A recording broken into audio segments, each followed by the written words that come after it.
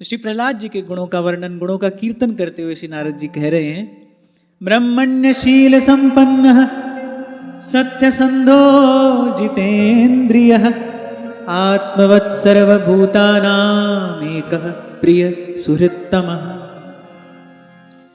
और कल आपको मैंने निवेदन किया था कि इन गुणों से ये जानने का प्रयास करना चाहिए कि भगवान के प्रियजन कैसे होते हैं, और प्रभु को प्रिय होने के लिए, हम प्रभु के प्रिय हो जाएं, इसके लिए किन किन सद्गुणों के संचय की आवश्यकता है। और उन गुणों में सबसे पहला गुण क्या है? महदुपासकः, संतों की भक्तों की सेवा। फिर कहा ब्रह्मण्य, ब्रह्मण्य देव, गौ ब्राह्मण के सेवक, शील संपन्न, पवित्र आचरण, सत्य संधो, सत्य में दृढ़ निष्ठा, जितेंद्रिय, अत्यंत संयमी, और आत्मवत् सर्वभूतानाम एकः प्रिय सुहृत्तमः, अपना साजी सबको जाने, सबके प्रिय, सबके हितकारी। और व्यवहार कैसा है उनका? बोले जो बड़े हैं उनके चरणों में सेवक की तरह झुक कर रहते हैं, जो छोटे हैं उन पर आश्रित हैं, उन पर पिता के समान स्नेह रखते हैं, जो समवयस्क हैं वो भ्रातृ के समान, सुहृद के समान उनसे व्यवहार करते हैं, और गुरुजनों में भगवत भाव रखते हैं। और यहां एक और बड़ी विशेष बात कही, विद्यार्थ रूप जन्माढ्यो मानस्तंभ विवर्जितः। विद्या, धन, सौंदर्य, कुलीन सब कुछ है, मगर ये अभिमान मानो उन्हें छूकर भी नहीं गया, सर्वथा निरभिमान। और कोई बात समझ आए ना आए, इतनी बात अवश्य समझ लें, यदि प्रभु के निकट बने रहना है तो किसी भी प्रकार से अभिमान का प्रवेश ना होने पाए। ये प्रभु को प्रिय नहीं है, प्रिय नहीं है। और यहां तक कहा गया है, बोले ये प्रभु को सही नहीं है, भगवान से सहा नहीं जाता। और कल ही मैं आपसे कह रहा था, हमारे जैसा व्यक्ति भी अपनी रुचि से, अपनी पसंद से कोई चीज लेता है, अपनी पसंद से हम अपने जीवन में संबंधों का चयन करते हैं। जब हमारे पास ऐसा अधिकार है, फिर वो तो सबके स्वामी हैं, सर्वसमर्थ ईश्वर हैं, उनको जो रुचेगा, उनको जो भाएगा, कहा ना तुद पावे ता नाम जपावे, उनको जो रुचेगा, जो भाएगा, वही उनके पास रहेगा, वही उनके निकट रहेगा। तो यदि सर्वथा प्रभु के निकट रहना है, भगवत सन्निधि में रहना है, फिर भाई इन सद्गुणों का संचय हम जीवन में करें। नोद्विग्न चित्तो व्यसनेषु निस्पृहः श्रुतेषु दृष्टेषु गुणेषु वस्तुदृक् दान्तेन्द्रिय प्राण शरीरधि सदा प्रशांत कामो रहिता सुरो सुरः। अरे नोद्विग्न चित्तो, बड़े से बड़ा दुख, बड़े से बड़ी प्रतिकूलता, उनके मन में कोई क्षोभ, कोई किसी प्रकार की व्याकुलता उत्पन्न नहीं कर पाता। अच्छा, इन गुणों को देखकर तो लगता है कि श्री प्रहलाद जी भगवान के नित्य सिद्ध भक्त हैं, क्योंकि अवस्था तो अभी 5 वर्ष की है। और यहां ऐसे दिव्य गुणों का कीर्तन नारद जी कर रहे हैं, नारद जी गा रहे हैं प्रहलाद जी का गुण। जैसे भगवान का गुण गेय है, गाने योग्य है, भगवान का गुण गाने से मन चित्त शुद्ध होता है, निर्मल होता है, ऐसे ही भगवान के भक्त भी हैं। नारद जी अपने भक्ति सूत्र में कह रहे हैं, तस्मिन् तज्जने, भगवान में और भगवान के जनों में, तस्मिन् तज्जने भेदाभावात्, किसी प्रकार का भेद नहीं होता, किसी भी प्रकार के भेद का सर्वथा अभाव होता है। तो जैसे भगवान के गुण गेय हैं, ऐसे ही भगवान के भक्तों के भी गुण गेय हैं। आगे नवम स्कंद में आप श्रवण करेंगे, अपने भक्त का गुण वहां वैकुंठ में भगवान गा रहे हैं, अपने भक्त का गुण भगवान गा रहे हैं। और संतों का तो ऐसा कहना है कि अन्य किसी साधन से अंतःकरण की शुद्धि होती हो, नहीं होती हो, कब होती हो, कहा नहीं जा सकता, पर भक्त संग छिन एक में देत भक्ति उपजा। तो कहा नोद्विग्न चित्तो, उनके मन में किसी भी प्रकार का उद्वेग उत्पन्न नहीं होता, सुख में भी और दुख में भी। सुख और दुख दोनों स्थितियों में एक रस, एक समान, स्थिर, धीर, गंभीर। अब जब इन सब गुणों का चिंतन करो तब पता चलता है अभी कितने दूर हैं हम। इनमें से एक आध गुण कभी हमारे जीवन में आ भी जाए, थोड़ी देर के लिए आता है, ठहरता कहाँ है। कभी आ भी जाए, थोड़ी देर के लिए आता है, पर ठहरता नहीं। और आवत जात न जानिए जैसे छां और धूप, जो आए और जाए वो साधारण है। कई बार हमने चर्चा की ना, जो आए और जाए, कभी हो कभी ना हो, वो साधारण स्थिति है। उसको उपलब्धि नहीं मानना चाहिए, उसको प्राप्ति नहीं समझना चाहिए कि आपको वस्तु प्राप्त होगी। प्राप्त हो तो फिर एक रस रहनी चाहिए। तो आ जा रहा है, अपने हाथ में नहीं है।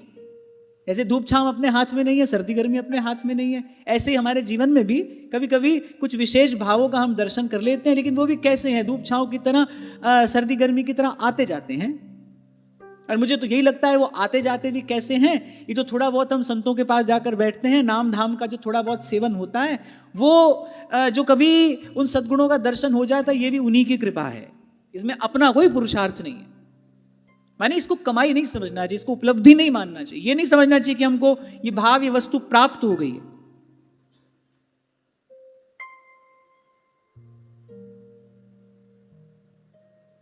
तो वह किसी भी प्रकार का उद्वेग नहीं है उनके चित्त में, प्रत्येक स्थिति में। अच्छा, सुख में भी और दुख में भी।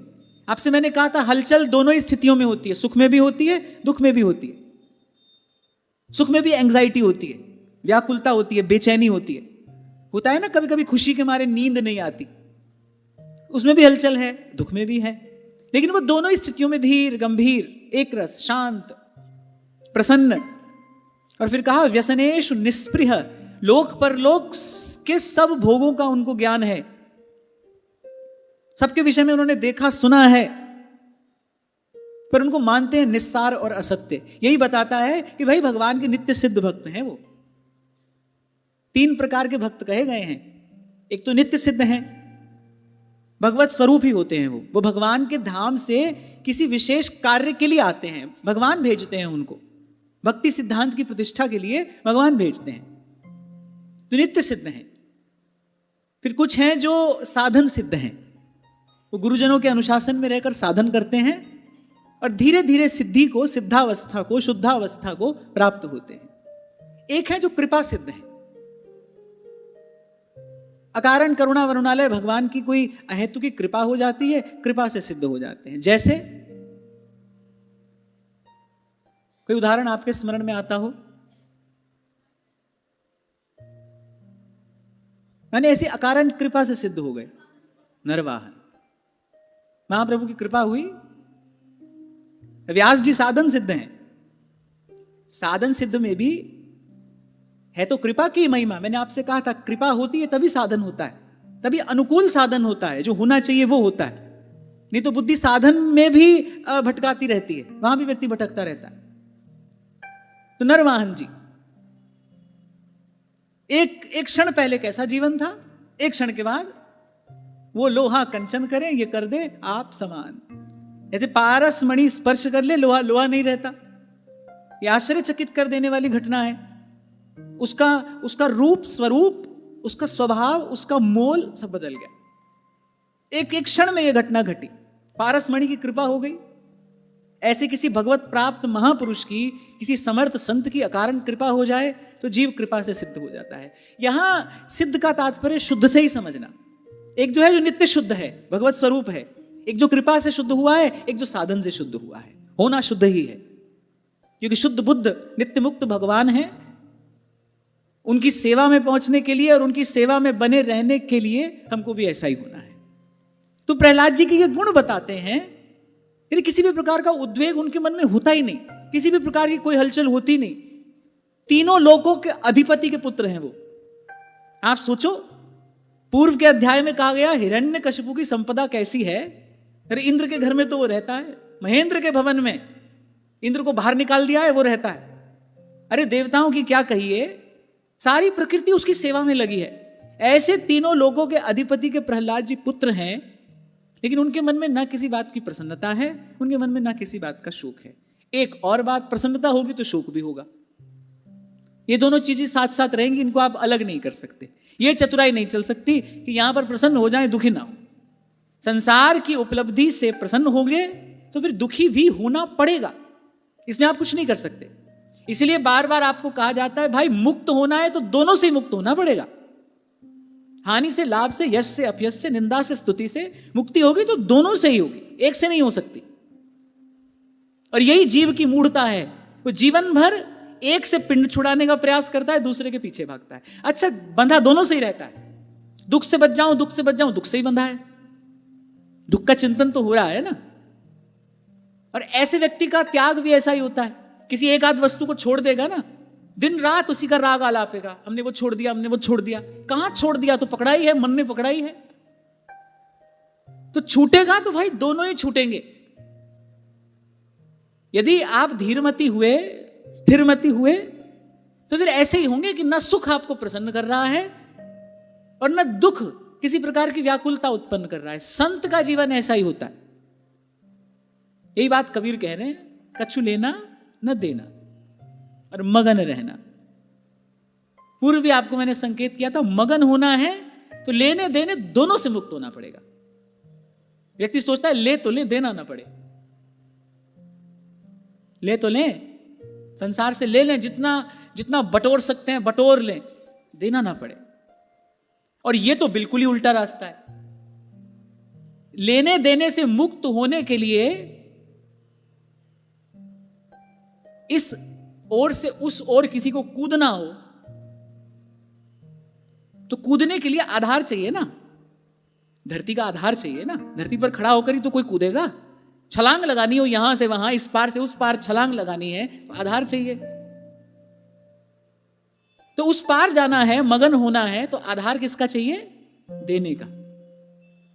वो देने के आधार से छलांग लगेगी। लेते लेते तो व्यक्ति और भीतर से दुर्बल, रोग शोक चिंता उसको घेरे रहते हैं, भीतर से और दुर्बल हो जाता है, अपनी दुर्दशा करा बैठता है। लगे सब इसी में है, खूब ले लें, खूब बटोर लें, जितना इकट्ठा कर सकते हैं उतना कर लें, देना ना पड़े। तो लेने देने से मुक्त होने के लिए, उस पार छलांग लगाने के लिए जो आधार चाहिए ना, वो तो देना है। जैसे आपको कभी मैंने कहा था कि सुख और दुख में, सुख में उछलना नहीं, दुख में घबराना नहीं, इनमें से पहले किसी भाव का अभ्यास करना हो तो किसका करना? सुख में फूलना नहीं। आप देखना दुख में घबराहट होगी नहीं, सुख में ना फूलना। इसलिए ध्रुवदास जी ने भी पहले क्रम में यही कहा, सुख पाए फूले नहीं और दुख पाए बिललाए। सुख पाए फूले नहीं, पर ये होता नहीं भाई। इसके लिए सतत निरंतर सत्संग चाहिए। जैसे कोई पाठ होता है ना, कठिन होता है, उसको बार बार बार बार बार बार दोहराना पड़ता है और दोहराते ही रहना पड़ता है। जैसे हमने व्याकरण पढ़ा तो हमारे आचार्य ने कहा कि आप कभी ये ना कहना व्याकरण पढ़ लिया, बोलिए तो पढ़ते रहना पड़ेगा। अरे हमने कहा एक बार पढ़ लिया, बड़े प्रसन्न हुए हम जिस दिन एक पुस्तक पूर्ण हो गई। बोले नहीं, अब इसको पढ़ते रहना पड़ेगा, आप छोड़ नहीं सकते। और मैंने देखा जैसे ही थोड़ा सा उसका अभ्यास छोड़ो, ऐसा लगता है जैसे सब विस्मृत होने लगता है, ऐसा लगता है कुछ भी नहीं आता। अगर उसका अभ्यास छोड़ दें, वो जो सूत्र हैं उनको बार बार बार बार बार बार दोहराना पड़ता है, उसका अभ्यास करते रहना पड़ता है। आप उसको छोड़ नहीं सकते, छोड़ते ही उसकी विस्मृति होने लगती है। ऐसे ही सत्संग में भी आपको निरंतर निरंतर आना पड़ेगा, सद्विचार का चिंतन मनन करना पड़ेगा और करते रहना पड़ेगा। जैसे ही सत्संग छूटा वैसे ये सब विचार जो हैं भीतर देखना शिथिल पड़ते चले जाएंगे। एक दिन छूट जाएगा हाथ से ये सब, फिर देखोगे भाई जहां है वहीं। ये मैंने अनुभव प्राप्त किया। विद्या कोई भी हो, विद्या कोई भी हो, उसको अभ्यास की निरंतर आवश्यकता है। अभ्यास छोड़ दिया तो उसकी विस्मृति हो जाएगी। और फिर ये तो ब्रह्म विद्या है। हां, एक बात अवश्य है यहां विशेष है कि उन सब विद्याओं के अभ्यास में कोई विशेष रस नहीं है। मन लगाना पड़ता है अपने मन को। मैंने तो शायद आपको बताया भी था, जब मैंने वो आरंभ कर लिया कार्य, अब भाई हम तो आ गए थे वृंदावन और यहां महाप्रभु जी की कृपा से लग गया था मन रसरीति में। और रसिकों की कृपा से वृंदावन रस मोहे भावे हो, यहां तो रस ही रस है, आगे पीछे ऊपर नीचे दाएं बाएं तो रस ही रस है, रस के अतिरिक्त और कोई बात ही नहीं है।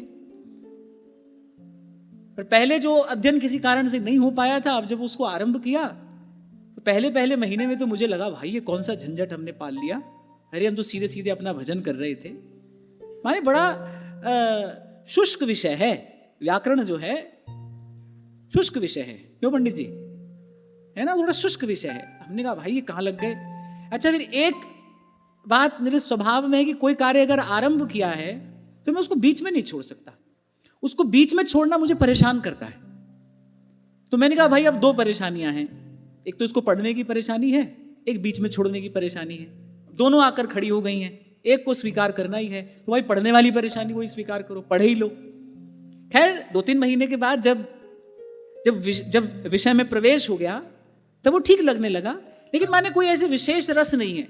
हाँ, यहां ये विशेष बात है कि ये विद्या जो है, ये जो शुद्धा भक्ति है, ये श्रवण कीर्तन स्मरण अर्चन वंदन है, इसके अभ्यास में नित्य नया रस है। दिने दिने नवम नवम नमामि नंद संभवम। कल कीर्तन किया था, आनंद आया ना, परसों किया था उसमें भी आया, है ना। भज राधे राधे गोविंद गोविंद राधे, भज राधे राधे गोविंद गोविंद राधे, गोविंद राधे गोपाल राधे, गोविंद राधे गोपाल राधे।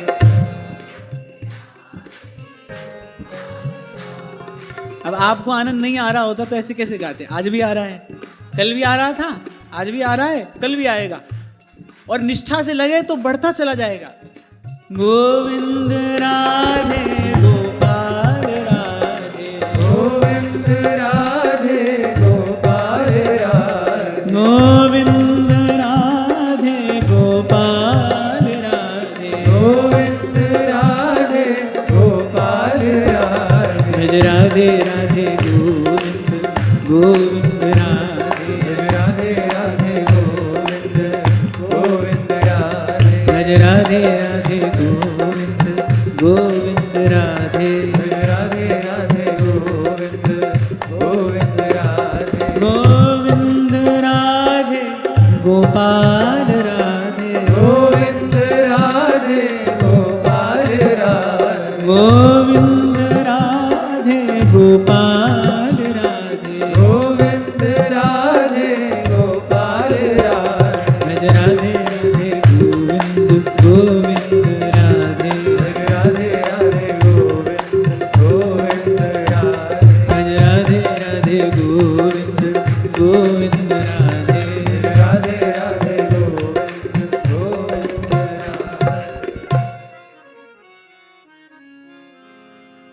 लोक परलोक के सब विषयों को देखा सुना तो उनके मन में किसी प्रकार की कोई भी स्पृहा नहीं, उनको प्राप्त करने की कोई लालसा नहीं। अब ऐसे तो केवल भगवान है, सर्वथा निष्काम तो केवल भगवान है, या फिर जो तद्वत भक्त हैं, जो भगवत स्वरूपी हैं। इसीलिए मैंने कहा कि श्री प्रहलाद जी के इन गुणों से स्पष्ट है, प्रहलाद जी भगवान के नित्य सिद्ध भक्त हैं। वो आए ही हैं संसार में विशुद्ध भक्ति सिद्धांत की प्रतिष्ठा करने के लिए। भक्ति की प्रतिष्ठा किसी ग्रंथ से नहीं हो सकती, भक्ति की प्रतिष्ठा तो भक्त से होती है।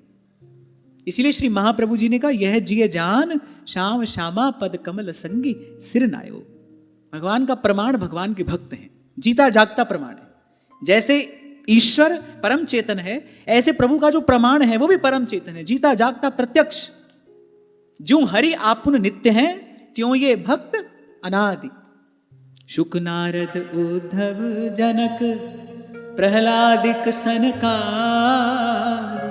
जो हरि आपुन नित्य हैं, त्यों ये भक्त अनादि। कोई विचारक कहते हैं कि क्योंकि गर्भ में नारद जी का सत्संग मिला। हाँ, गर्भ में मिले सत्संग की महिमा तो है, पर मुझे ऐसा लगता है प्रहलाद जी गर्भ में आए, इसीलिए प्रहलाद जी की माता के लिए ऐसी व्यवस्था की गई कि वो गर्भ काल में किसी ऋषि के आश्रम में रहें और उनको सतत सत्संग, भगवत कथा, भगवत लीला, भगवान नाम, भगवान नाम का संकीर्तन, ये सब प्राप्त होता रहे। प्रहलाद जी के गर्भ में आने के कारण प्रहलाद जी की माता को ऐसा वातावरण मिला, क्योंकि प्रहलाद जी नित्य सिद्ध भक्त हैं। और फिर कह रहे हैं दांतेन्द्रिय प्राण शरीर अधि सदा प्रशांत कामो रहिता सुरो सुरह। इंद्रिय, प्राण और शरीर सब उनके वश में है।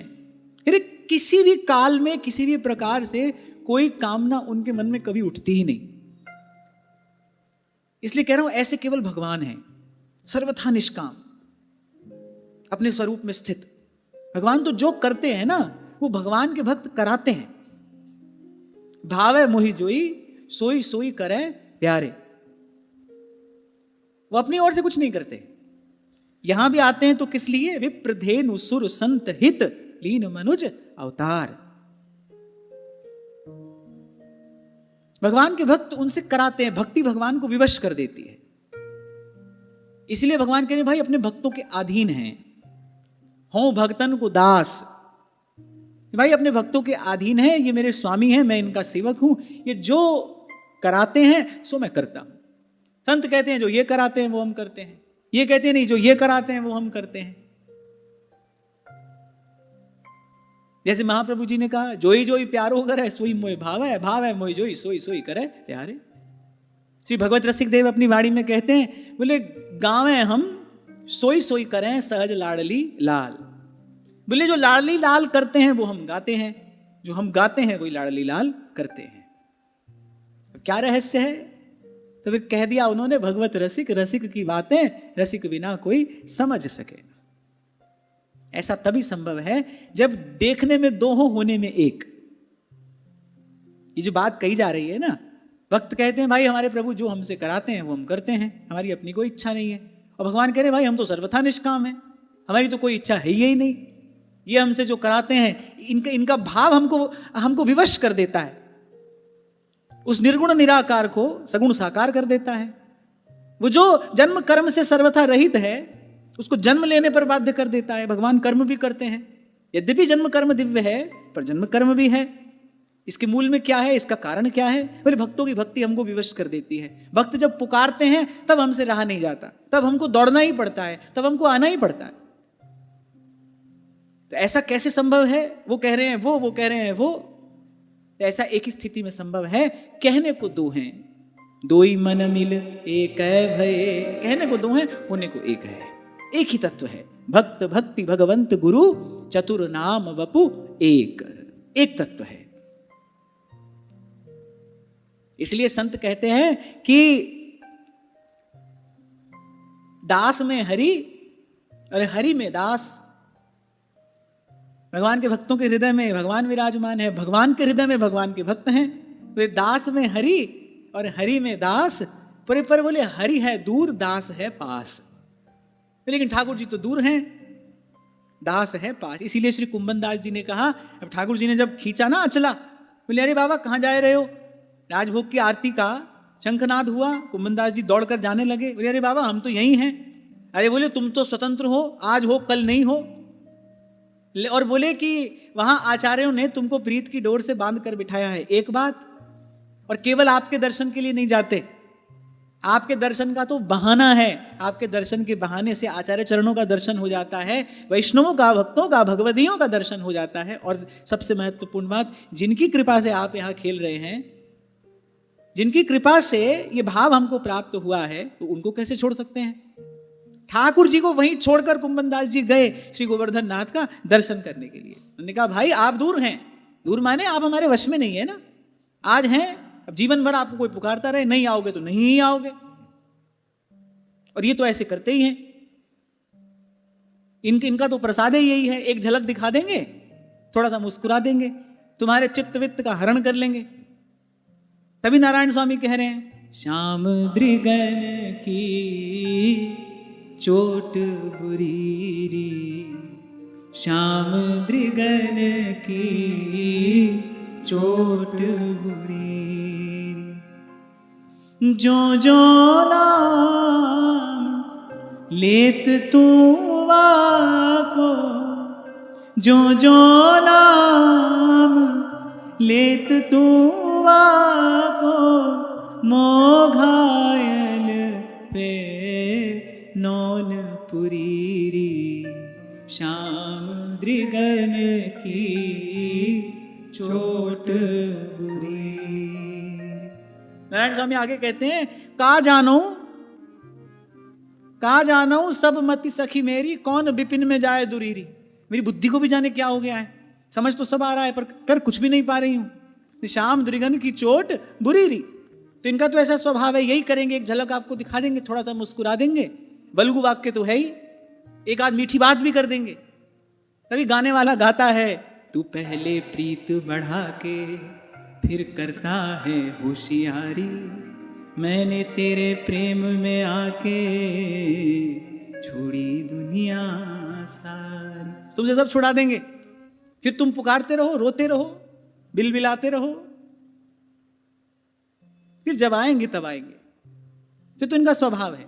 मैं कल रात को किसी से कह रहा था, मैंने कहा भाई कुछ लेना हो, किसी वस्तु की इच्छा हो, लौकिक अलौकिक किसी वस्तु की इच्छा हो, तो मैंने कहा भाई फिर तो इनसे सर्वथा निराश हो जाओ, कुछ मिलने वाला नहीं है। यहां ही लिखा है, भगवान वेदव्यास ही कह रहे आराध्य आत्म प्रदम देवम। अगर देंगे कभी, बोले अपने आप को ही देंगे, कोई वस्तु इनसे मिलने वाली नहीं है। वस्तु प्राप्त करनी है तो जाइए अन्य देवी देवताओं का आराधन करिए, ये नहीं देंगे कुछ। ये तो घर घुस के उठा लाएंगे, घर घुस के माखन चुराया, यहां भीतर घुस के चित्त वित्त का हरण कर लिया। आचार्य स्तुति कर रहे हैं यही कह के, व्रजे वसंतम नवनीत चौरम अनेक जन्मार्जित पाप चौरम चौराग्रगण्यम पुरुषम नमामि। ये तो इनका यश है। कुछ और चाहिए तो भाई कहीं और जाओ, यहां कुछ मिलने वाला नहीं है। यहां तो मिलेंगे तो यही मिलेंगे, जो इनकी आराधना करता है अपने आप को ही प्रदान करते हैं। इसीलिए तो जितने सकाम उपासक हैं इनके पास नहीं आते, इनके पास आपको नहीं मिलेंगे। ऐसे भीड़ पड़ती रहे कहीं भी, कोई कहता रहे मनोकामना पूर्ण हो गई, कुछ नहीं। ये तो इनका स्वभाव है। आराध्यात्म प्रदम देवम स्वात्मानम जगदीश्वरम। आप इनकी आराधना करो, ये तो अगर प्रसन्न हुए, अगर रीझ गए तो बोले अपने आप को ही देंगे। हमारे श्री गोपालाचार्य जी महाराज कहा करते थे, बोले भैया हमारो लाला पढ़ो लिखो तो है ना है, कित्तो लेनो कित्तो देनो, वही लेनो देनो या आवे ही ना है। श्री स्वामी जी कहा करते थे, बोले पढ़ो लिखो तो है ना है, बोले ग्वाल वालन के संग याने ऊधम कियो है, बोले कित्तो लेनो कित्तो देनो, बोले हिसाब किताब या आवे ही ना है, बोले अपने आप को दे दो, ये अपने आप को दे देगो। इसलिए कहा आराध्य आत्म प्रदम देवम, अपने आप को देने वाले हैं। आप देखिए गोपांगनाओं को अपने आत्म स्वरूप का दान किया, अपने भक्तों को अपने आप को ही देते हैं अगर देते हैं तो। इसलिए देवता दानव तो इनके पास फटकते ही नहीं, इनकी ओर देखते ही नहीं।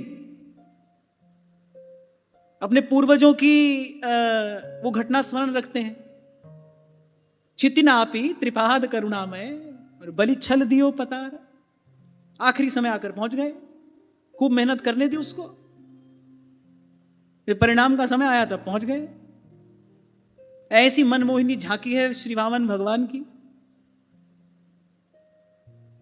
शुक्राचार्य जी की क्या दशा हुई आप सब जानते ही हैं, बीच में आ गए। भगवान ने कहा थोड़ी चूटी इनको भी काटे ही दो, ताकि भविष्य में कोई ऐसा ना करे। बलि छल दियो पतार, पहुंचा दिया उनको, कहां जाना चाहते थे कहां पहुंचा दिया। यद्यपि अपने आप को दे दिया, उनके द्वारपाल बनकर खड़े हैं, रक्षक बनकर खड़े हैं। अविचल राज उनको प्रदान किया, पाताल की ऐश्वर्य लक्ष्मी दे दी उनको। तो इनका स्वभाव कुछ और है, इनका स्वभाव कुछ और है। इनका स्वभाव जानने के लिए तो जो इनके प्यारे भक्त हैं उनके पास बने रहिए। सूरदास जी से जाकर पूछिए इनका स्वभाव क्या है, श्री गोस्वामी जी से जाकर पूछिए इनका स्वभाव क्या है। ये भक्त बताते हैं इनका स्वभाव क्या है, इनको रिझाना कैसे है, कैसे हाथ आते हैं। अच्छा, आने को बड़ी छोटी सी बात में हाथ आ जाए, रंच प्रेम में आने को छोटी सी बात में हाथ आ जाए। हाँ, पर आपके मन में कोई और कामना वासना हो तो फिर तो भाई यहां बात बनने वाली नहीं है। ये तो कभी प्रसन्न हुए तो अपने आप को देकर यं लब्धवा पुमांग अमृतो भवति सिद्धो भवति तृप्तो भवति, अपने आप को देकर आपको लेने देने के इस प्रपंच से सदा सदा के लिए छुड़ा देंगे। लेना न देना मगन रहना, कछु लेना न देना मगन रहना, हाँ मगन रहना जी मगन रहना, हाँ मगन रहना जी मगन रहना, कछु लेना न देना मगन रहना, कछु लेना न देना मगन रहना। जैसे कोई बड़ा धनी मानी बड़ा संपन्न व्यक्ति होता है ना, तो अपने लिए बढ़िया घर बनाता है, बढ़िया से बढ़िया स्थान लेता है, बढ़िया से बढ़िया घर बनाता है, एक से एक सुविधा उसमें जुटाता है, फिर उसमें जाकर रहता है। ये भी ऐसे ही है। पहले भक्त को सर्वथा निष्प्रिय निष्काम करते हैं, पहले ऐसा बना देते हैं, जो वो बेचारा अपने भीतर लिए रहता है ना, एक एक करके उसको छुड़ाते हैं। उस दिन आपको मैं कह ही रहा था, सहजता से छोड़ दो, काम जल्दी हो जाएगा, पकड़े रहोगे देर लगेगी, पर ये कराएंगे तो। अगर इनके मन में ये आ ही गया है कि आपको अपना बनाना है, फिर किसी भी प्रकार से कार्य कराएंगे, आपके सारे प्रयास असफल होंगे, सब संबंधों से विच्छेद करा दिए जाएंगे। तो ये भी पहले ऐसे करते हैं, पहले भक्त को सर्वथा निष्प्रिय निष्काम करते हैं, फिर जब इनके रहने योग्य स्थान तैयार हो जाता है, फिर जाकर उसमें विराजमान हो जाते हैं। कबीरा मन निर्मल भया जू गंगा काली, पीछे पीछे हरि फिरे कहे कबीर कबीर। हाँ, पर मैं ये निवेदन आपको कर रहा था, ये भगवतीय गुण है निष्कामता, ये जीव का स्वभाव नहीं है। जीव का स्वरूप तो है पर उसका स्वभाव नहीं। निष्कामता जीव का स्वभाव नहीं है। निष्काम आप अपने बल से अपनी सामर्थ्य से नहीं हो सकते। ये तो भगवान का गुण है। भगवान के नित्य सिद्ध जो भक्त हैं, ये उनका गुण है, उनकी कृपा से प्राप्त होता है, उनके अनुग्रह से प्राप्त होता है। इसीलिए कहा मुख्यतस्तु महत् कृपे। रविदास जी कह रहे हैं मूल तो कृपा रसिक भक्तन की, उनकी कृपा होए तो ये रस उर में आवे। और प्रहलाद जी ऐसे हैं, अत्यंत संयमी, इंद्रिय प्राण शरीर मन सब उनके वश में है, चित्त में कभी किसी भी प्रकार की कामना नहीं उठती, और जन्म से असुर होने पर भी आसुरी संपत्ति का लेश भी उनमें नहीं है। एक और बात यहां समझने की है, भगवान का भक्त कहीं भी कभी भी प्रकट हो सकता है। ऊंच नीच घर अवतरे पर रहे संत का संत। अरे प्रेम बीज पलटे नहीं। असुर कुल में भी भगवान के भक्त उत्पन्न हुए हैं। हरि को भजे सो हरि का होए, सोई कवि कोविद सोई रणधीरा, जो छल छाड़ी भजे रघुबीरा।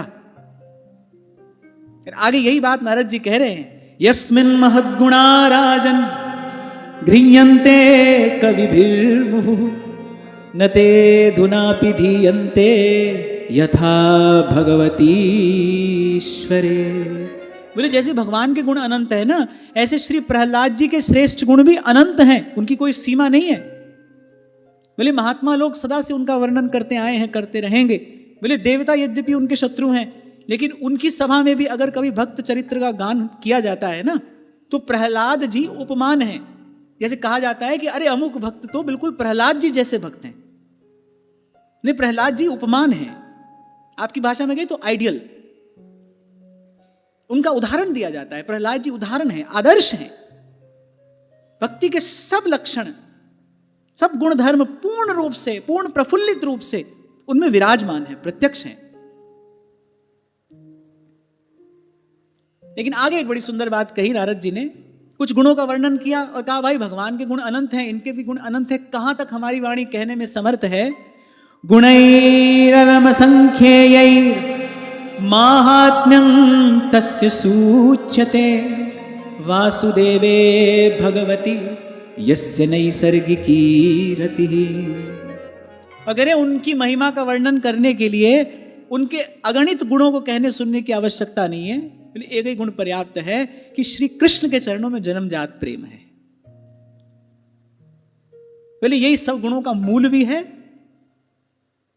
और यही सब गुणों का सर्वोपरि शिखर भी है, यही सर्वोज्वल सर्वोपरि गुण है। इसलिए गोस्वामी जी गा रहे हैं, नीति निपुण सोई चतुर सयाना, श्रुति सिद्धांत नीक ते जाना, सोई कवि कोविद सोई रणधीरा, जो छल छाड़ भजै रघुबीरा। सोई गुणज्ञ सोई बड़ भागी,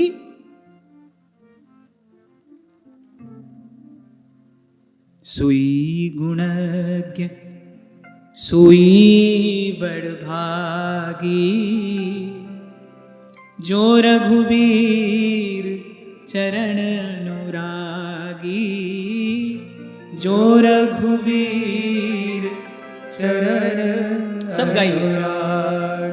सोई गुणज्ञ सोई बड़ भागी, सोई गुणज्ञ सोई बड़ भागी, जो रघुबीर चरण अनुरागी, जो रघुवीर चरण अनुरागी।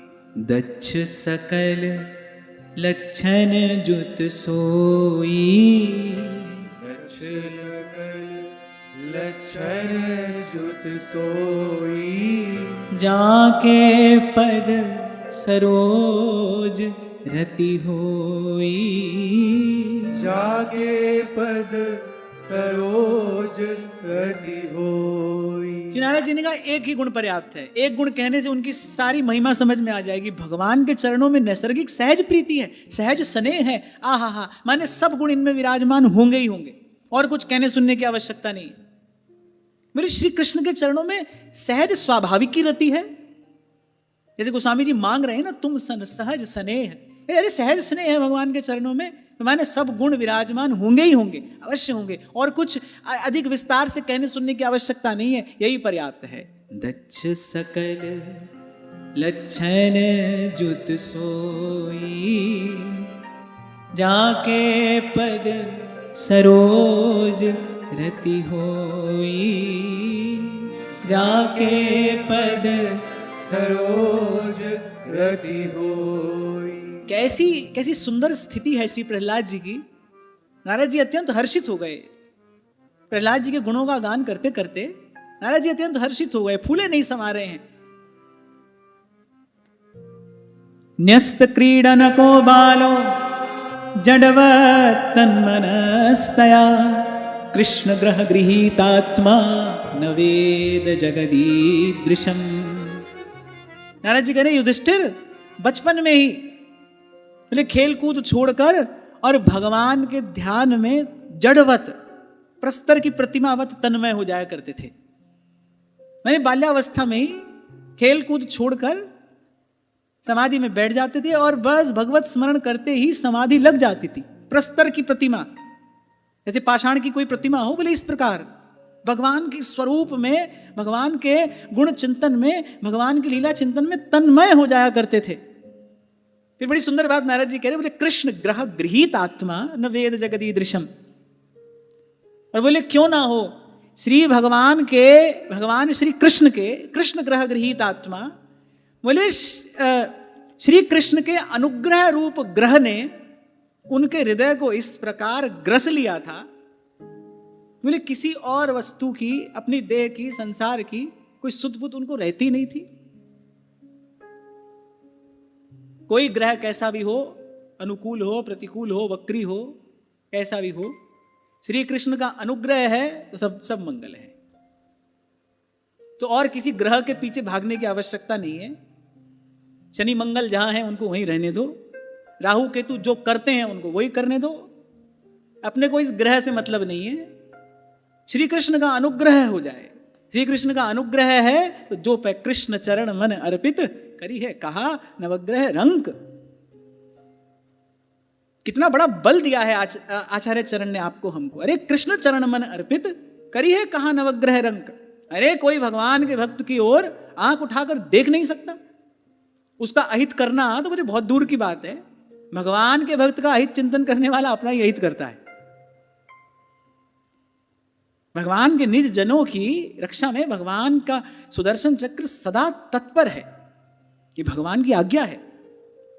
सारी प्रकृति भक्त के अनुकूल रहती है। ये भगवान की भक्त के लिए की गई व्यवस्था है। भगवान कैसे लाड़ लड़ाते हैं अपने भक्त को, भगवान कैसे दुलारते हैं अपने भक्त को, ऐसे। हमारे बाबा कहा करते थे, बोले भगवान के भक्त का अहित चाहने वाला बोले मां के पेट में ही नष्ट हो जाता है, वो अस्तित्व में ही नहीं आता। जिसके सिर ऊपर तुम स्वामी। और सूरदास जी तो कह रहे हैं, अरे वाह को केस खसे नहीं सिर ते जो जग बैर करे।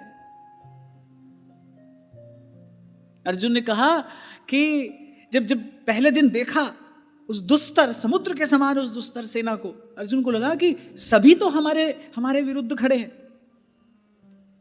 अर्जुन ने कांपते हुए कहा, सब विरुद्ध है माधव। अर्जुन ने कांपते हुए स्वर से कहा, सब विरुद्ध है माधव। और श्री कृष्ण ने मेघ गंभीर स्वर में कहा, सब हारेंगे पार्थ। अर्जुन ने कहा सब विरुद्ध है माधव, श्री कृष्ण ने कहा सब हारेंगे पार्थ।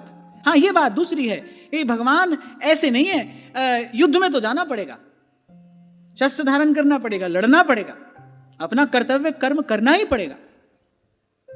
यह भी इनका स्वभाव है। भक्त को रोग हो जाए तो उसके रोग में उसकी सेवा करेंगे, उसका रोग दूर नहीं करेंगे, रोग में सेवा करेंगे उसकी, लेकिन रोग दूर नहीं करेंगे। उससे क्या होगा? भक्त सकाम हो जाएगा, प्रेम दूषित हो जाएगा, प्रीति की जो परिपाटी है वो विकृत हो जाएगी। भक्त के मन में सकामता नहीं आने देते। श्री माधव दास जगन्नाथ जी के परम भक्त, सिद्ध भक्त, भाव सिद्ध जगन्नाथ जी प्रत्यक्ष हैं। उनको अतिसार का उनको रोग हुआ, शरीर अत्यंत दुर्बल हो गया, अपने शरीर पर लगा मल धोने के योग्य भी नहीं रहे, अत्यंत दुर्बल अवस्था में समुद्र किनारे जाकर पड़ गए। एकाएक अत्यंत सुखद स्पर्श की अनुभूति हुई, रोम रोम पुलकित हो रहा है उनका।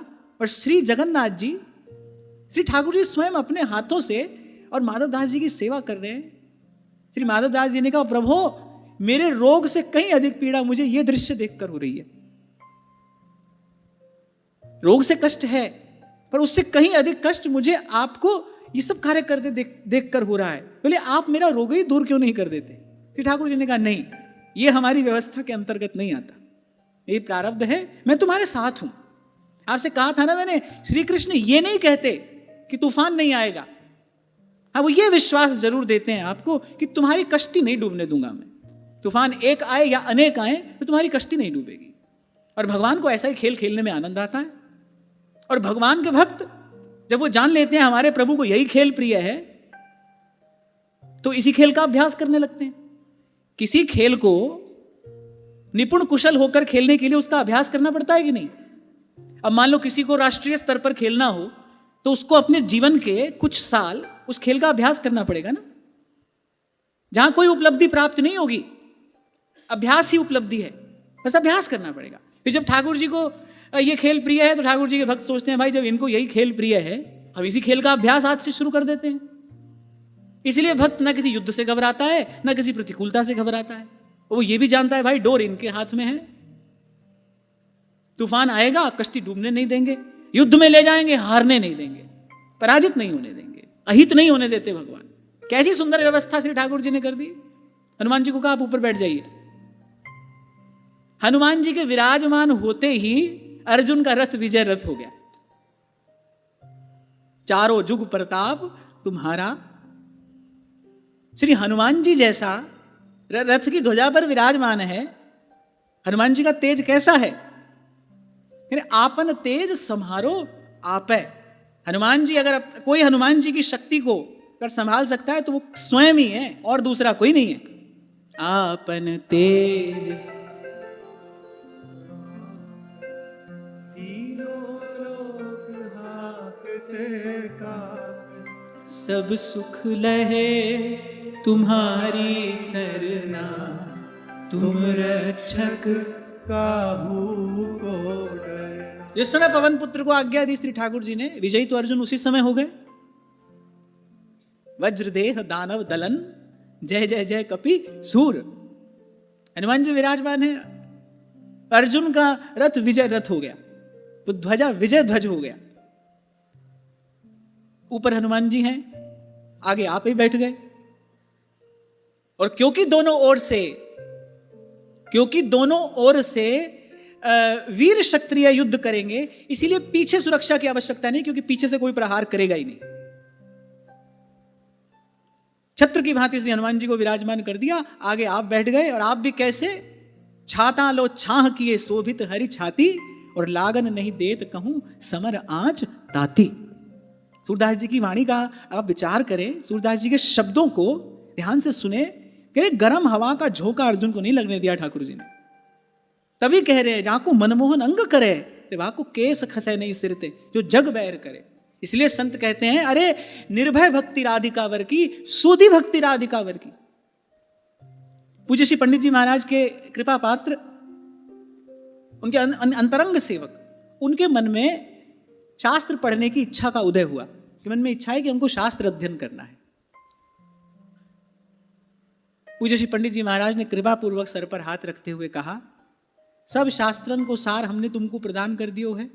बोले ये परिश्रम तो हमने कर लियो, अब तुमको करने की आवश्यकता नहीं है। सब बात को सार भगवान नाम है, बस नाम रटो। उनको उस ओर जाने नहीं दिया, अपितु उनकी विद्या वासना का नाश कर दिया। तो आप भगवान के भक्त हो तो फिर निर्भय भक्ति राधिका वर की। एक बात पक्की है, आप इनके हो, इनके आश्रित हो, इनके सहारे हो, तो आपकी पराजय नहीं हो सकती। युद्ध तो होगा, युद्ध में तो ये खींच कर ले जाएंगे, और आप युद्ध से भागने लगोगे तो आपको ज्ञान देकर, बोध देकर, डांटा फटकारा भी अर्जुन को। क्या नपुंसक की भांति व्यवहार करता है, फटकार दिया अर्जुन को। एक क्षत्रिय के लिए इससे बड़ा शब्द नहीं हो सकता है कोई अपमानजनक शब्द, क्षत्रिय कोई नपुंसक कह दे। यही कहा भगवान ने गीता के आरंभ में। बहुत किंतु परंतु अर्जुन किए चले जा रहे थे, तो थोड़ा डांट कर कहा, मन मना मद भक्ता मद्याजिमाम नमस्कुरु। तो युद्ध में तो ये ले जाएंगे, युद्ध आपसे कराएंगे, आपके रक्षक बने रहेंगे, आपके आगे रहेंगे। लागन नहीं देत कहूं समर आंच ताती। तो इनके पक्ष में होना है तो भाई इस खेल का अभ्यास करिए। और यहां ये कहा कि जिसको श्री कृष्ण के अनुग्रह रूपी ग्रह ने ग्रस लिया हो, बोले उसे किसी और ग्रह की क्या चिंता है, भगवान का अनुग्रह हो। इसलिए मैंने कहा बाकी सब ग्रह जहां हैं वहीं रहें। कुछ समय पहले एक बच्ची ने पूछा था ना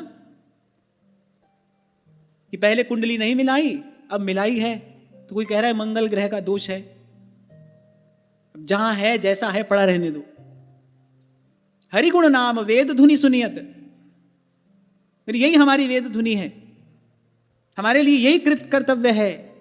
कृष्ण गोविंद गोविंद गोपाल नंदलाल, कृष्ण गोविंद गोविंद हे गोपाल नंदलाल। इसलिए आपसे कहा था, आज फिर आपको स्मरण दिलाता हूं, घर में कोई उत्सव हो, कोई शुभ कार्य हो, भक्त नामावली का गान करिए, कुछ देर भगवान के पवित्र नाम का कीर्तन करिए, सब हो गया। हमको कहीं और देखना ही नहीं, हमको कुछ और विचारना ही नहीं। हमारे लिए यही कर्तव्य है। हमको सर्वथा भगवान नाम के आश्रित रहना है, हरि नाम के आश्रित रहना है। यही कली कर्म न धर्म विवेकु, राम नाम अवलंबन एकु। नाम जप करो, कराओ, भगवान के नाम का कीर्तन अपने घर में करो, कराओ, भक्त नामावली का गान करो, वृंदावन शतलीला का गान करो। इसी से सब मंगल होगा, सदा मंगल होगा, सर्वदा मंगल होगा। श्री जी के चरणों का ध्यान करो। नमामि राधा चरण सकल मंगल को कारण। श्री जी के चरणों का सुमिरन करके, श्री जी के चरणों का सुमिरन करके, नैनन नीर बहाइए, नैनन बहाइए। श्री वृषभानु लली के गुण गाइए। अरे तभी तो डांट दिया था व्यास जी ने। डांटा क्या, क्या नहीं कह दिया व्यास जी ने? बोले मरे हुए जिन मेरे, पता है ना सबको। अरे यहां तक कह रहे व्यास कन्या पेटे ही क्यों ना मरी, जिसके कारण हमारे घर में कृत्य हुआ। अब कोई ऐसे धर्म विरोधी कार्य थोड़ी हुआ था। अरे व्यास कन्या पेटे ही क्यों ना मरी, अनन्य धर्म में दाग लगायो। रोते हुए कहा व्यास जी ने हमारे कुल की भक्ति घटी। यहां तक कहा, अब क्या बताऊं आपको, बोले तिनको वंश बेग हरि तो रहू। व्यास जी ने कहा ये वंश रहने योग्य ही नहीं है, नष्ट हो जाए। बोले गाय गूह जिन खायो, बोले विष्ठा खाई है जिन्होंने ये सब कार्य करके।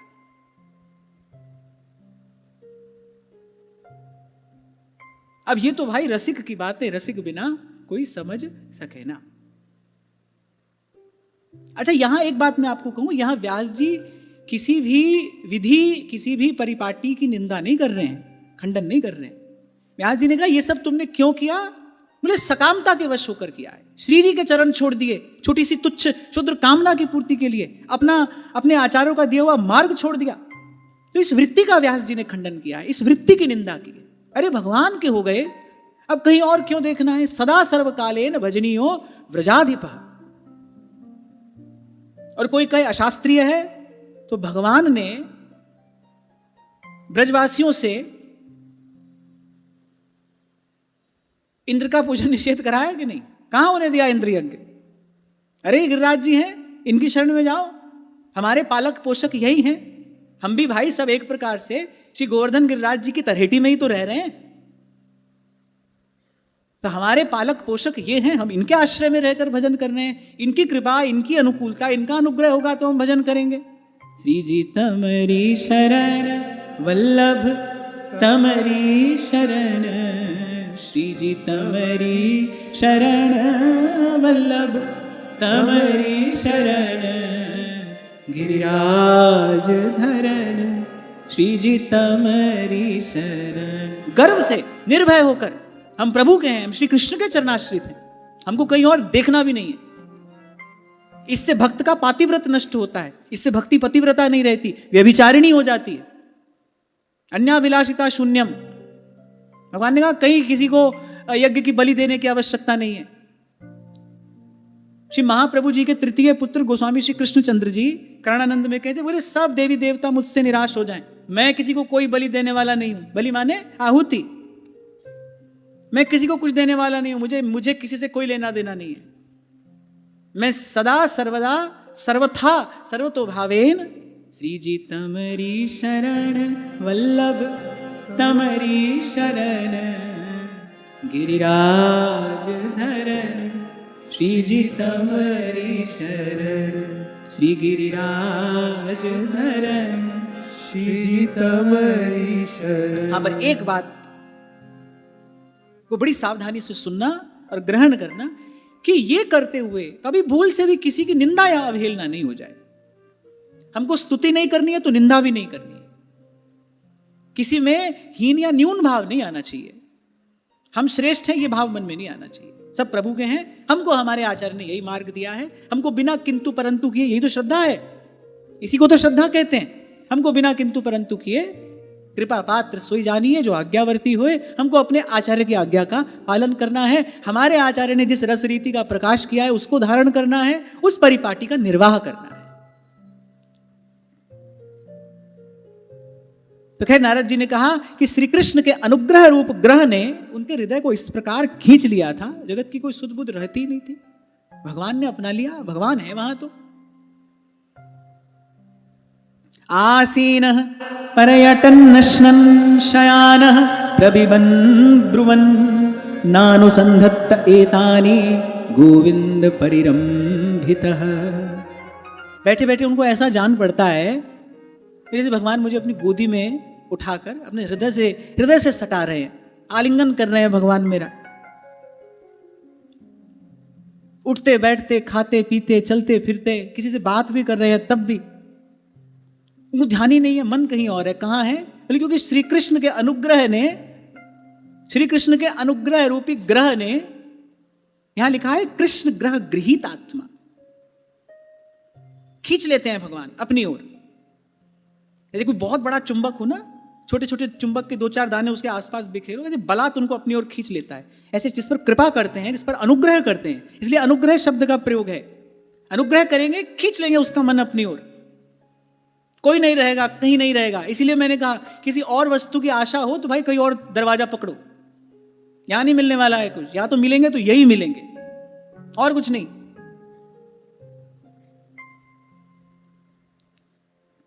तो ये उठते बैठते सोते जागते किसी से बात भी कर रहे हैं तो बात करते करते वो विषय की विस्मृति हो जाती है।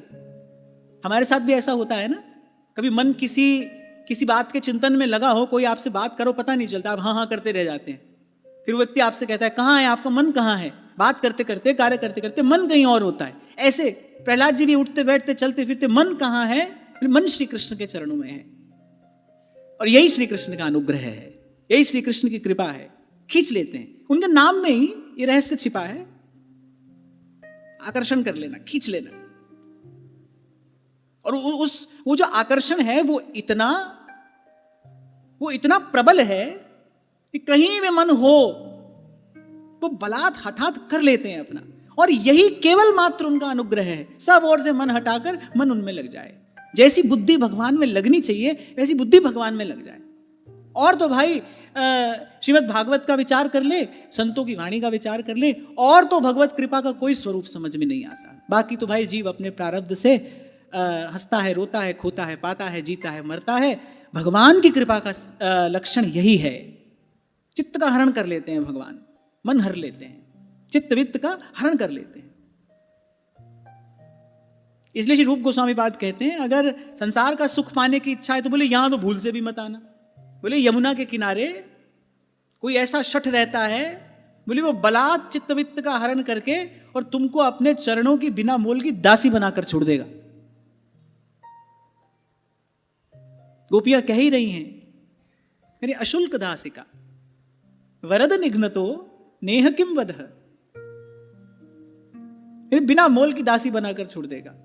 बोले अगर संसार के सुख प्राप्त करने की इच्छा है यहां से दूर ही रहना, यहां भूल से भी ना आ जाना, क्योंकि यहां यमुना के किनारे वो जो नील ज्योति क्रीड़ा करती है उसका स्वभाव कुछ ऐसा है, उसकी दृष्टि यदि तुम पर पड़ गई, तुम उसको भागे, उसने यदि तुम्हारे चित्तवित्त का हरण कर लिया, बोले फिर वो तुम्हें कहीं का नहीं रहने देगा। तभी नारायण स्वामी कह रहे हैं श्याम दृगन की चोट बुरीरी। तभी कल्याण स्वामी कहते हैं सांप के खाए को मंत्र लगे या कि आंख के खाए को मंत्र ना तंत्रा। और कह रहे एक और विचित्र बात है, सांप किसी को डस ले फिर तो भाई वो व्यक्ति रस्सी से भी डरता है, वो रस्सी भी देखेगा तो दूर हो जाएगा।